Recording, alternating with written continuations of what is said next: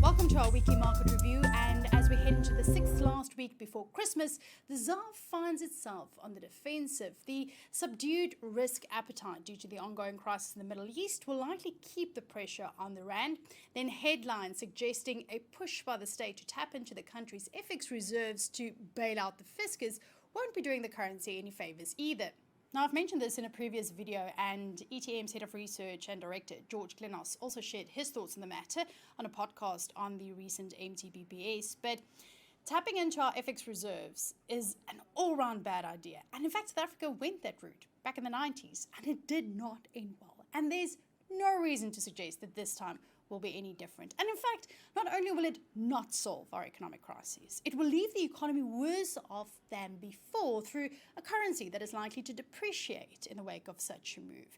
It leaves the country vulnerable to external shocks. It's not exactly a great space to be in, given the current state of the economy and the geopolitical happenings of the day. Last week's mining and manufacturing data is reflective of the country's economic struggles, which was expected. But what is significant is the pace of weakness. And one set to highlight is mineral sales. It contracted by 20.2% year on year as slowing demand weighs on the prices of commodities and minerals. The US also has some domestic worries. Moody's has downgraded the country's credit rating outlook from stable to negative, and it comes on the back of the country's growing fiscal deficit, as well as a decline in the affordability of debt. But it also comes against the backdrop of a political divide that is deepening, and it's causing a gridlock in Congress on getting bills passed. On top of this, Fed Chairman Jerome Powell hinted that the end of the rate hike cycle may not be as final as markets may have believed, saying that there is not yet certainty that rates are high enough to sustainably beat inflation.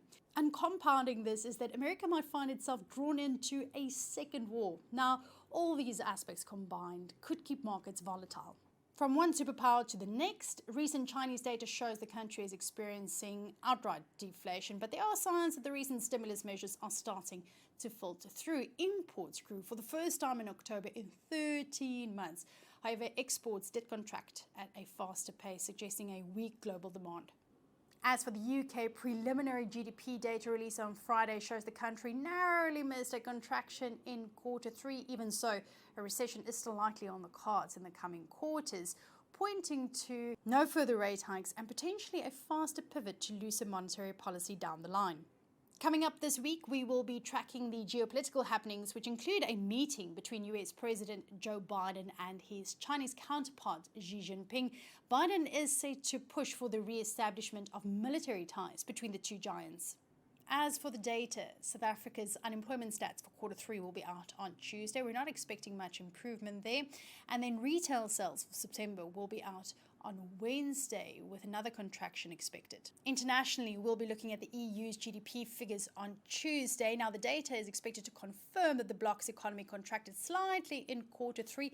This could prompt the central bank to turn dovish before the Fed.